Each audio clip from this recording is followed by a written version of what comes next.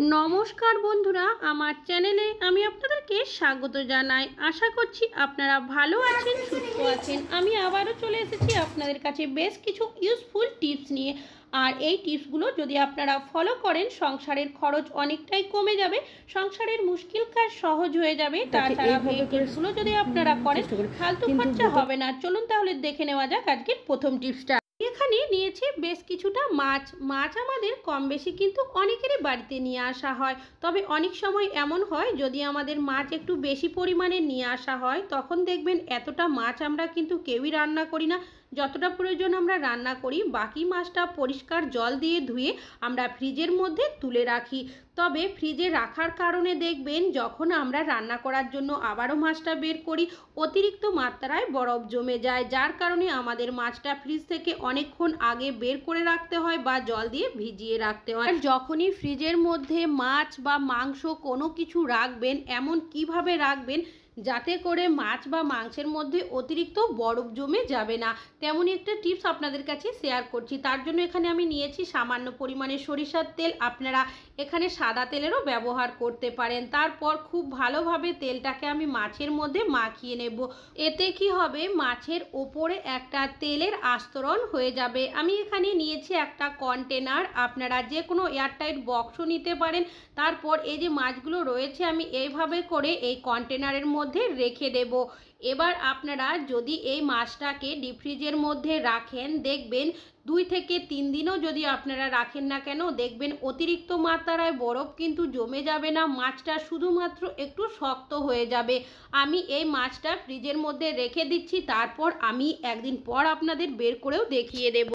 আর দেখতেই পাচ্ছেন আমি এখন চলে এসেছি ফ্রিজের সামনে। পরের দিন এই মাছটাকে আমি কিন্তু ফ্রিজ থেকে বের করে নিচ্ছি, আর আমি দেখিয়েও দিচ্ছি। আপনারা দেখে কিন্তু নিজেরাই বুঝতে পারবেন এই মাছের মধ্যে কিন্তু একটুও বরফ জমে যায়নি, শুধুমাত্র মাছটা একটু শক্ত হয়ে গেছে। তাহলে বন্ধুরা, আশা করছি আপনাদের এই টিপসটা অনেক বেশি কাজে আসবে। ভালো লাগলে লাইক করবেন। এখন চলে যাচ্ছি পরবর্তী টিপসে। সিলিন্ডার রান্নাবান্না করার জন্য কম বেশি কিন্তু আমরা প্রত্যেকেই ব্যবহার করে থাকি। তবে গ্যাসের সিলিন্ডারটা যখন শেষ হয়ে যায়, আবারও কিন্তু আমাদের নতুন গ্যাসের সিলিন্ডার লাগাতে হয়। তবে যখনই আমরা নতুন গ্যাসের সিলিন্ডার লাগাতে যাই, লাগানোর আগে যে ক্যাপটা থাকে সেটাও কিন্তু আমাদের খুলে নিতে হয়। তবে এই যে ক্যাপটা থাকে, এটা কিন্তু অনেকে আমরা ভালোভাবেই খুলে নিই, আবার অনেকে আছি দেখবেন ঠিকঠাকভাবে খুলতে পারি না। তবে গ্যাসের যে সিলিন্ডারের যে ক্যাপের মধ্যে সুতোটা থাকে, সেটা যদি আমরা নিজের দিকে একটু এভাবে টেনে নিই, আর যে ক্যাপটা রয়েছে আঙুলের সাহায্যে যদি ওপর দিয়ে তুলে দেওয়া যায়, তাহলে কিন্তু খুব সহজে ওঠানো যায়। তবে এই কাজটাই কিন্তু আমরা অনেকেই ঠিকঠাকভাবে করতে পারি না।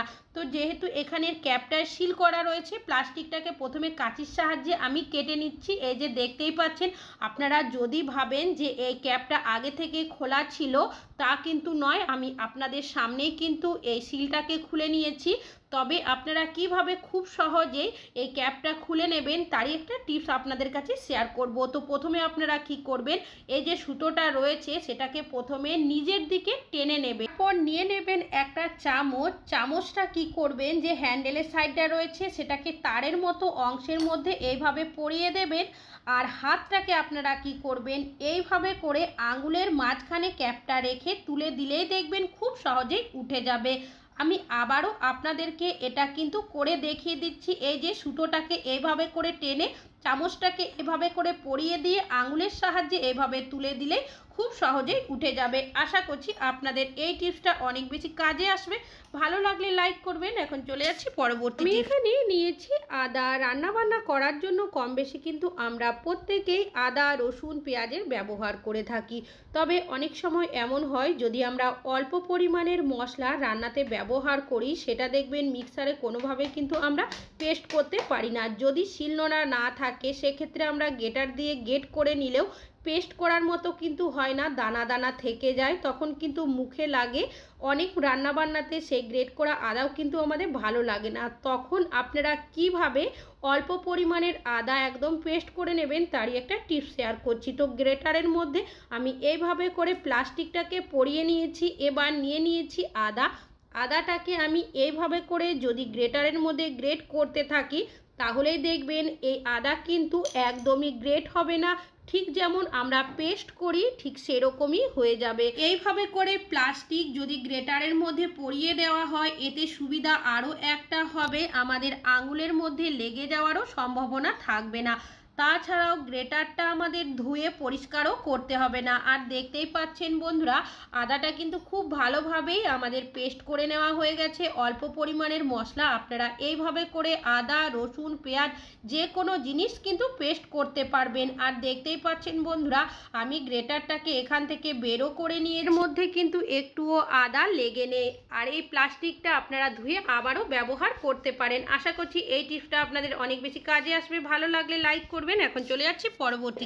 নিয়েছি একটা ব্যাগ। আমরা যখন কোথাও বাইরে যাই এই ধরনের ব্যাগ কিন্তু কম বেশি অনেকেই আমরা নিয়ে যাই। ব্যাগের মধ্যে আমাদের পার্স, ফোন বা আরও নানা ধরনের প্রয়োজনীয় জিনিসপত্র আমরা আমাদের সাথে করে নিয়ে যাই। তাছাড়াও আমরা কিন্তু এখন জলের বোতলও নিয়ে যাই। তবে আমরা যখনই জলের বোতল ব্যাগের মধ্যে এইভাবে করে নিয়ে যাই প্রত্যেকেই কিন্তু সোজাভাবে রাখার চেষ্টা করি বোতলটাকে।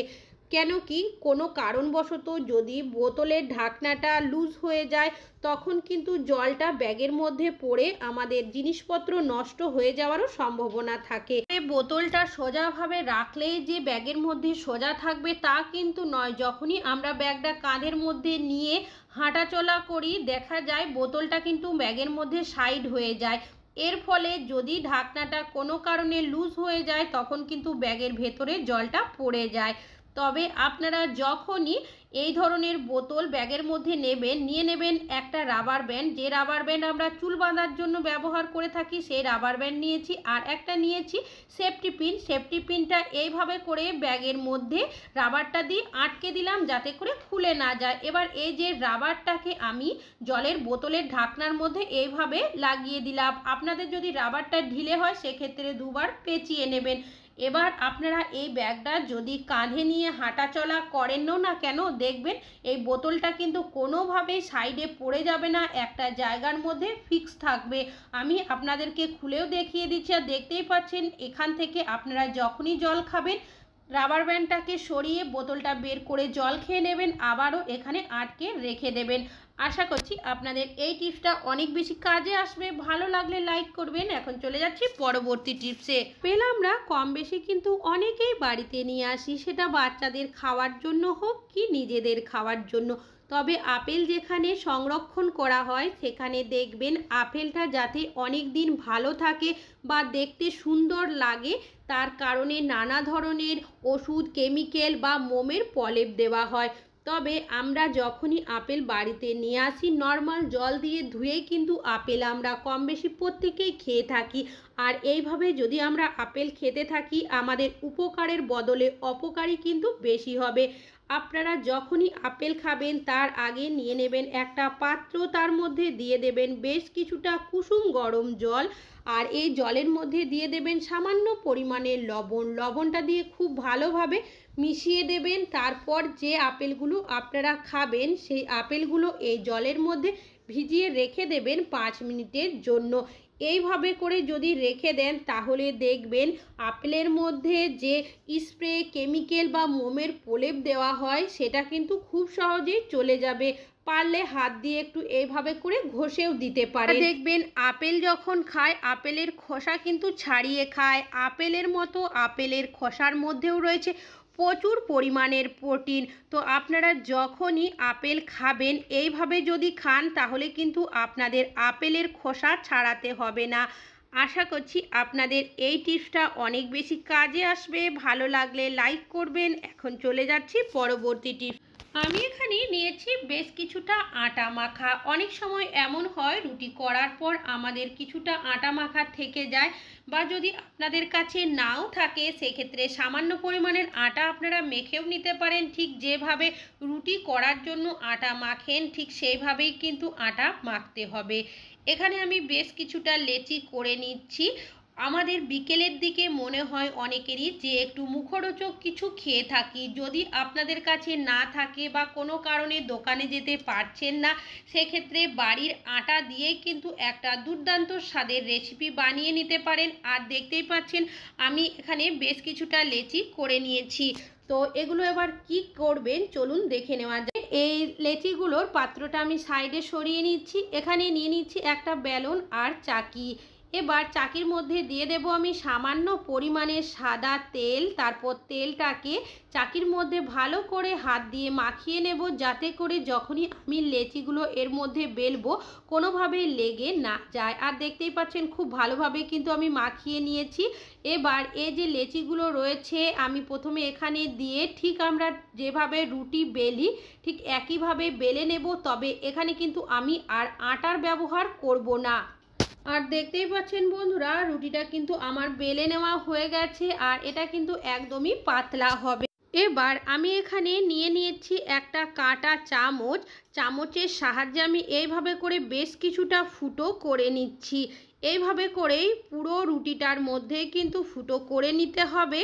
আর তারপর আমি এই রুটিটাকেই গোল করে কেটে নেব, যার কারণে আমি এখানে নিয়েছি একটা ছোট্ট সাইজের গ্লাস। আপনারা চাইলে কোনো কৌটোর ঢাকনাও নিতে পারেন। এইভাবে করে আমি গোল করে কেটে দিচ্ছি। আর দেখতেই পাচ্ছেন এখানে কিন্তু আমার 4টে ছোট সাইজের লুচির মতো হয়ে গেছে। কাঁটা চামচ দিয়ে ফুটো করার একটাই কারণ, এটা যাতে কোনোভাবে লুচির মতো ফুলে না যায়। এবার সাইড থেকে আমি এইভাবে করে তুলে নিচ্ছি।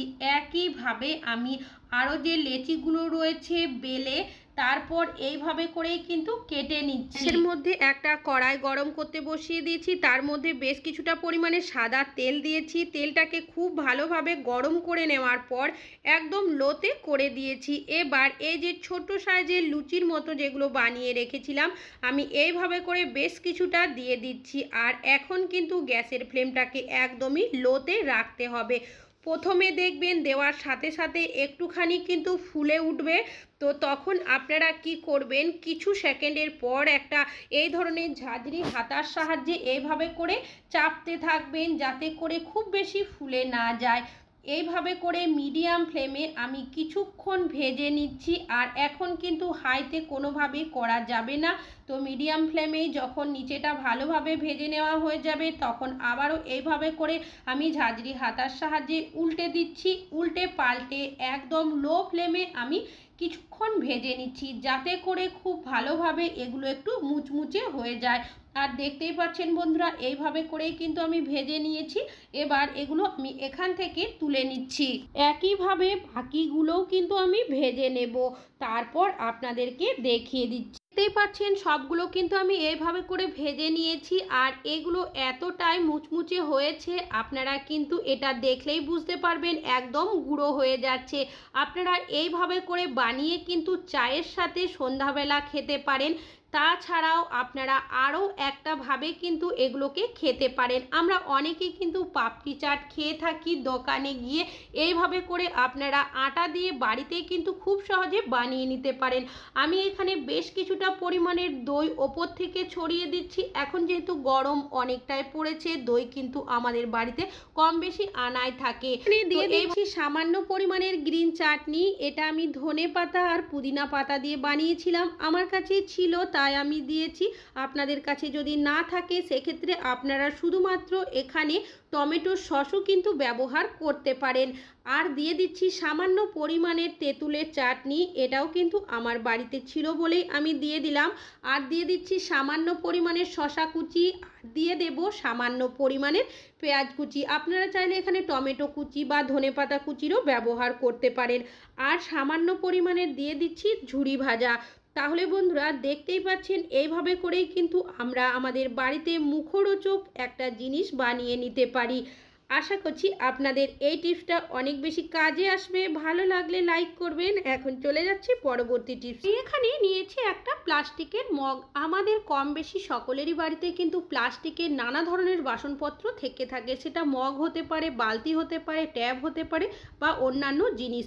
দেখবেন সেই জিনিসগুলো কোনো কারণে যদি ফেটে যায় তখন কি হয়, আমরা সেই প্লাস্টিকের মগই হোক কি বালতি হোক যাই হোক না কেন বাতিল করে দিই। আমরা কিন্তু আর সেই ফাটা জিনিসপত্র ব্যবহার করতে পারি না। আর দেখতেই পাচ্ছেন আমি মগের মধ্যে বেশ কিছুটা জল দিয়েছি। কতটা ফেটে রয়েছে, এখান থেকে কিন্তু জল পড়ে যাচ্ছে। তবে আপনারা আপনাদের প্লাস্টিকের যে সকল জিনিসপত্র ফেটে যাবে তখন সেই জিনিসগুলোকে বাতিল না করে আবারও কিভাবে ব্যবহার করবেন তেমনই একটা টিপস আপনাদের কাছে শেয়ার করছি। তো মগটাকে ভালোভাবে পুছে নিয়েছি, জলটা শুকিয়েও গেছে। এবার এখানে নিয়ে নিয়েছি আমি ফেভিকুইক। মগটা যেহেতু অনেকটাই ফেটে রয়েছে, হাতের সাহায্যে এইভাবে করে চেপে আমি তারপর আঠাটাকে এইভাবে করে দিয়ে দিচ্ছি। তারপর দুটো হাতের সাহায্যে আমি একটু এইভাবে করে চাপ দিয়ে দেব, যাতে করে ফাটা অংশটা একটু জয়েন্ট হয়ে যায়। ফেভিকুইক দিলেই যে জল পড়বে না তা কিন্তু নয়। এই মগে যদি আমরা এখন জল দিই তাহলেও কিন্তু জল পড়বে। কিছু সেকেন্ড আমি রেখে দিয়েছিলাম শুকানোর জন্য। তারপর এখানে নিয়েছি আমি সামান্য পরিমাণের আটা, যে আটা রুটি তৈরিতে ব্যবহার করি সেই আটাই নিয়েছি। ফাটা যে অংশটা রয়েছে তার মধ্যে আটাটাকে আমি এইভাবে করে দিয়ে দিচ্ছি। তারপর আঙুলের সাহায্যে এই আটাটাকে আমি ফাটা অংশটার মধ্যে ভালো করে একটু সেট করে নেব। এবার নিয়ে নেব আরও একটু পরিমাণের ফেভিকুইক আঠা দিয়ে আমি এরকম দিতে থাকবো। আটার ওপরেই কিন্তু এই আঠাটাকে দিতে হবে যাতে করে খুব ভালোভাবে লেগে যায়। যখনই আপনারা এইভাবে করে আঠাটা দেবেন আটার ওপরে, দেখবেন খুব তাড়াতাড়ির মধ্যে কিন্তু এটা শুকিয়ে যাবে আর পাথরের মতো শক্ত হয়ে যাবে। সেকেন্ড এইভাবে করে রাখার পর সাইডের যে এক্সট্রা আটাগুলো রয়েছে সেগুলো আমি এইভাবে করে ঝেড়ে নিচ্ছি। এবার এই জায়গাটা কিন্তু এখন খুব ভালোভাবে সিল হয়ে গেছে। এই মগের মধ্যে আপনারা যদি এখন জলও দেন না কেন তাহলে কিন্তু আর পড়বে না। আপনারা আপনাদের বাড়িতে প্লাস্টিকের যে কোনো বাসনপত্র কিন্তু খুব সহজেই জোড়া লাগিয়ে নিতে পারেন। আমি এখন এই মগের মধ্যে জল দিয়েও আপনাদেরকে কিন্তু দেখিয়ে দেব, তাহলে কিন্তু আপনারা নিজেরাই বুঝতে পারবেন যে আগে এই মগ থেকে কতটা জল পড়ছিল আর এখন কতটা সুন্দর এটা সিল হয়ে গেছে। আর দেখতেই পাচ্ছেন এখন কিন্তু এই মগ থেকে আর জল পড়ছে না। আমি ভালোভাবে দেখিয়েও দিলাম। আপনারা যদি ভেবে থাকেন এই মগটা পাল্টে নিয়েছি, তা কিন্তু নয়। এই মগের মধ্যে যে জলটা রয়েছে সেটা আমি এই থালার মধ্যে ঢেলে আপনাদেরকে মগটা উল্টো করেও দেখিয়ে দিচ্ছি। আর দেখতেই পাচ্ছেন বন্ধুরা এটা কিন্তু এখন খুব ভালোভাবে সিল হয়ে গেছে। আবারও কিন্তু আপনারা এই মগ হোক বালতি হোক যে কোনো জিনিস আপনাদের যদি ফেটে যায় পুনরায় আপনারা আবারও ব্যবহার করতে পারবেন। আশা করছি এই টিপসটা আপনাদের অনেক বেশি কাজে আসবে। ভালো লাগলে লাইক করবেন। আজকে এখানেই শেষ করছি।